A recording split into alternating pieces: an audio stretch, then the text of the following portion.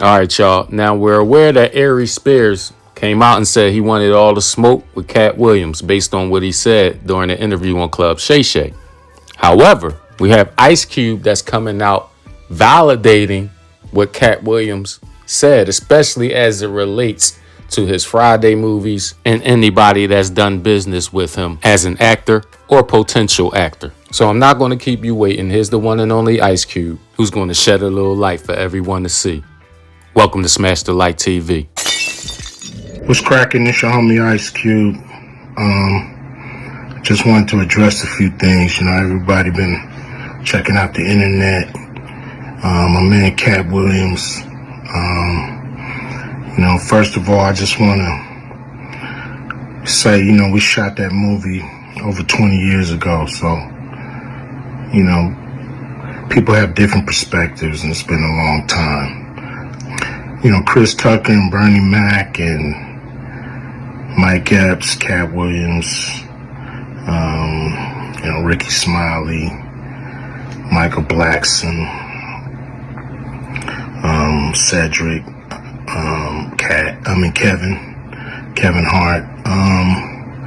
You know, all these guys I know are funny as hell. You know, I didn't discover them. You know, they were doing their stand-up or doing their thing, and I knew that they were great and that they could act, and that you know, if I have an opportunity, I was gonna give them an opportunity. You know, to me, that's what it's all about. You know, as far as, you know, specific things, you know, Katt was 100 on a few things. Now, Ice Cube just said Katt was 100 about a few things. So we're going to pause here for context, and we're going to play what Katt Williams said.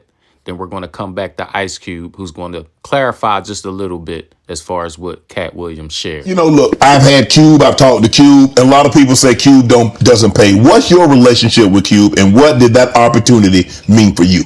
Well, the ungrateful bastards that would say anything about Cube's payment, you shouldn't even talk to them anymore. Like, you don't go to Goodwill, you don't go to a Goodwill thrift store and go, look at all this cheap ass shit. Why don't you shut up? Why don't you shut up? You could have went to Hermes. Why you didn't go to Balenciaga? Why you didn't get a bowl to the Balmain? You want to have that conversation? Right. What you mean, the independent black dude who's filming it partly out of his fucking pocket? What you mean he didn't pay you enough? They weirdos that felt like they earned the opportunity because they were big. No, yeah. I understood. That ain't no $200 million movie. Well, I mean, how much did you expect you was gonna make? Well, I made enough to get them teeth fixed just like you did. Yeah. So it was no harm, no foul. I knew that I was gonna go from there, and there was no turning back for Katt Williams. Okay. Well, here's the thing. I wrote it.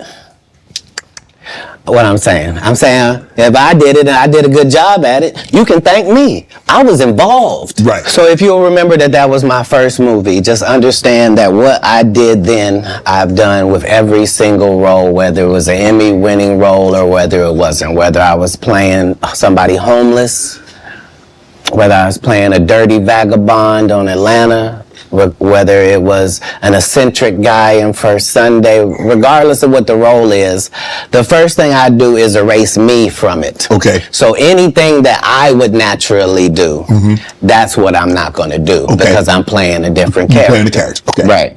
So I then create this person based upon real life circumstances. So I don't have to wonder what a pimp thinks because I've been in that position for a little while. I also work manual labor for some time in my life, so I don't have a problem paying somebody that works, and I don't have a problem being a go-getter because I'm a go-getter. So I bring whatever I can to these characters. I was able to, the first week that I got the script, there was a pimp guy that used to be a pimp, but he wasn't anymore. He was a rapper now, and his name was Mac Minister. And he had been a pimp and was going to be a rapper. And I had never done a movie before. I was a stand-up, and I'm getting ready to do the movie.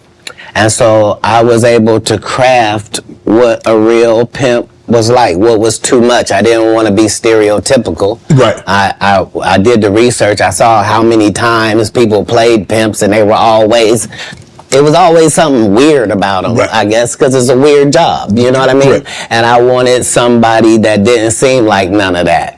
That he really thought it was a business and treated it like that. And so, you know, adding those levels to acting is what all actors do if they're not Steve or Cedric or Ricky. Like, you're trying to create a character. Most of what he was saying, a couple of things, you know, I just want to clarify. When we bring in a new, you know, comedian, we do have them try out for different roles. So Ricky did give Money Mike a shot. But when we saw him and, you know, we kind of saw how he moved and how he was, you know, auditioning, we decided that he would be a better, you know, Santa Claus, which was, to me, the perfect casting. When we saw Mike, damn, I call him Money Mike. When we saw Katt, you know, when I saw him, I just knew that he was perfect for Money Mike. And, you know, Katt,